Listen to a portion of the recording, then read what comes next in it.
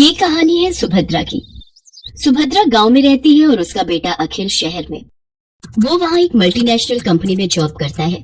सुभद्रा का बेटा अखिल अचानक से शहर से उससे मिलने गांव आया था।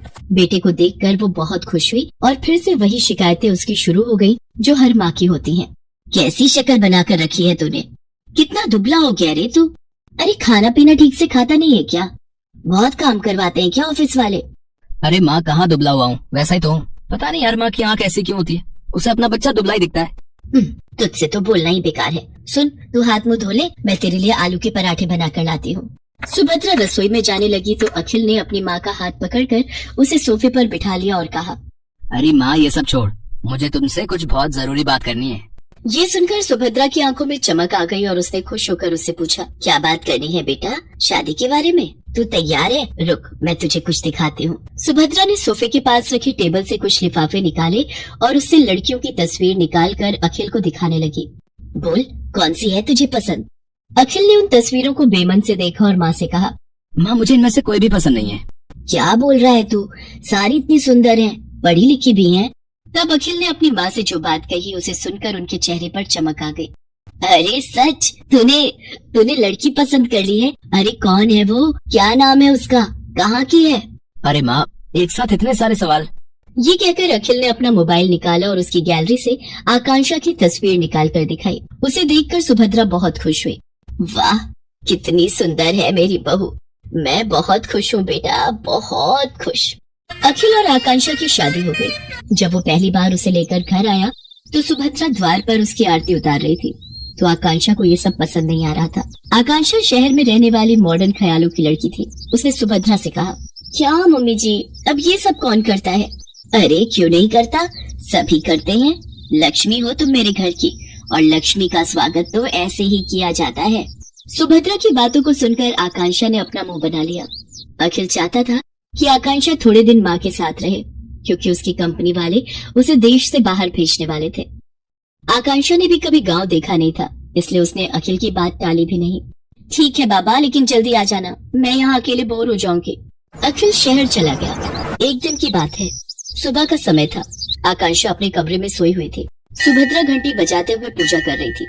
घंटी की आवाज से आकांक्षा डिस्टर्ब हो रही थी। वो गुस्से में बाहर आई और सुभद्रा से कहा, क्या मम्मी जी, सुबह सुबह इतना शोर क्यों कर रही हैं आप? ऐसा नहीं कहते बहू, मैं पूजा कर रही हूँ और अब तो सुबह के 7 बज गए। 7 बज गए तो मैं क्या करूँ? मुझे आप जैसे गवारों की तरह जल्दी उठने की आदत नहीं है। चलिए अब बंद करिए ये सब और मुझे सोने दीजिए। सुभद्रा को अपनी बहू की बात बहुत बुरी लगी, लेकिन वो चुप रह गई और खुद को ही दोष देने लगी। मेरी ही गलती है। अरे वो शहर की है, वहाँ लोग देर से सोते हैं, देर से जागते हैं। मुझे इस बात का ख्याल रखना चाहिए। आकांक्षा ज्यादातर समय या सोकर बिताती या अपने दोस्तों से बात करके। वो सुभद्रा की कोई मदद नहीं करती। एक दिन वो फोन पर बातें कर रही थी और सुभद्रा अपने बैल को चारा दे रही थी, तो अचानक उसका बैल जोर से रंभाने लगा। अरे क्या हो गया, क्यों गुस्सा कर रहे है तू? मैं आ तो गई खाना देने। हाँ ठीक है, मैंने आज थोड़ी देर कर दी।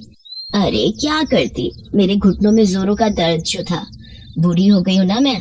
उधर फोन पर बातें करती आकांक्षा की दोस्त ने बैल के रंभाने की आवाज सुनी तो उसने कहा, अरे क्या बात है आकांक्षा, तबेले में है क्या तू? ये पीछे से कैसी आवाज आ रही है? अरे गांव है ना ये, यहाँ तो गाय भैंस की आवाज आएगी ना, कोई डीजे तो बजेगा नहीं। अच्छा सुन, मैं तुझसे थोड़ी देर में बात करती हूँ। आकांक्षा ने फोन काटा और सीधे सुभद्रा के पास पहुंची। क्या मम्मी जी, आप लोगों को जरा भी तमीज नहीं है क्या? अरे मैं फोन पर बातें कर रही हूँ और आपका ये बैल शोर कर रहा है। अरे मेरी बेइज्जती होती है दोस्तों के सामने। आपको बड़ा मजा आता है ना मुझे तंग करने में। ये तुम कैसी बातें कर रही हो बहू? मैं भला तुम्हें क्यों तंग करूंगी? और जहाँ तक बात रही इसके रंभाने की, तो इसे भूख लगी थी। अब ये बेचारा हमारी तरह खाना तो मांग नहीं सकता, जानवर है ना। ये जानवर है, आप तो नहीं। कान खोलकर सुन लीजिए, जब मैं अपने दोस्तों से बात करूं तो इसे बाहर ले जाइए, नहीं तो मैं ये घर छोड़कर चली जाऊंगी। अरे नरक बना दिया है मेरा जीवन आप लोगों ने। सुप्रिया फिर से खामोश रह गई। एक दिन जब वो गोबर से घर का आंगन लीप रही थी तो आकांक्षा फिर से नाक बंद करके तमतमाती हुई बाहर आई और गुस्से में सुप्रिया से कहा, क्या है मम्मी जी, ये क्या है?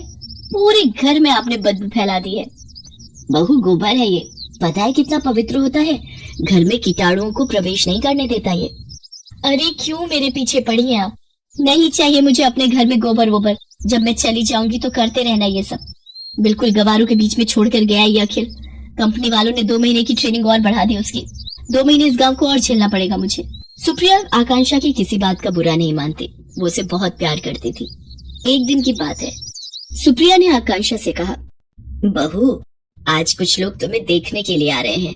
वो क्या है ना कि ये लोग शादी में नहीं आ पाए थे मुझे देखने। अरे मैं क्या कोई नुमाइश की चीज हूँ जो मुझे देखने आ रहे हैं? सुनिए, उन लोगों को मना कर दीजिए, मुझे किसी से नहीं मिलना।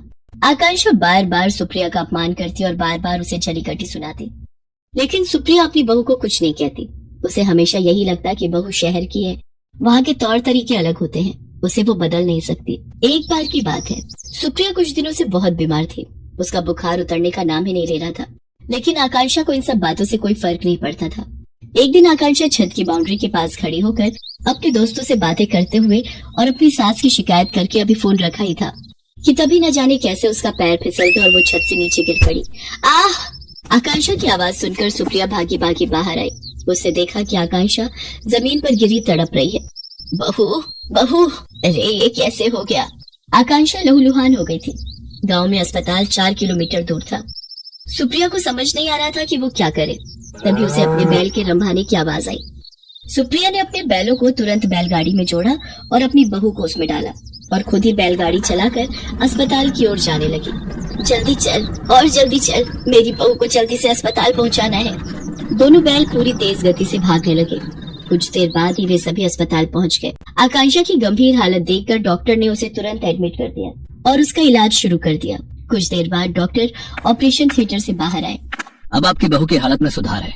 अगर आपने उसे लाने में जरा भी देर की होती तो कुछ भी हो सकता था। जब तक आकांक्षा अस्पताल में रही, सुप्रिया न रात को सोती न दिन को। वो सारा समय उसके सिरहाने बैठी रही, उसकी किसी भी जरूरत को तुरंत पूरा करती। आकांक्षा को पता लग गया था कि सुप्रिया किन परिस्थितियों में और कैसे उसे अस्पताल लेकर आई थी। उसे अपनी हर पुरानी बात आज याद आ रही थी और उसे पश्चाताप हो रहा था। माँ जी, मुझे माफ कर दीजिए, मैंने आपके साथ कितना बुरा किया। क्या नहीं कहा आपको, लेकिन आपने मेरी जान बचाने के लिए क्या कुछ नहीं किया। मेरी गलतियों के लिए माफ कर दीजिए। अरे कोई गलती नहीं की तूने, तू ठीक हो गई बहू, बस मेरे लिए यही सबसे बड़ी बात है। तभी आकांक्षा को बैल के रंभाने की आवाज आई। वो उस आवाज को सुनी रही थी तभी। पता है तू यहाँ बीमार है तो मेरे दोनों बैलों ने भी खाना पीना छोड़ दिया है। वो अस्पताल के बाहर ही खड़े रहते हैं। सच कहूँ तो वो ना होते तो पता नहीं मैं तुम्हें कैसे अस्पताल लेकर आती।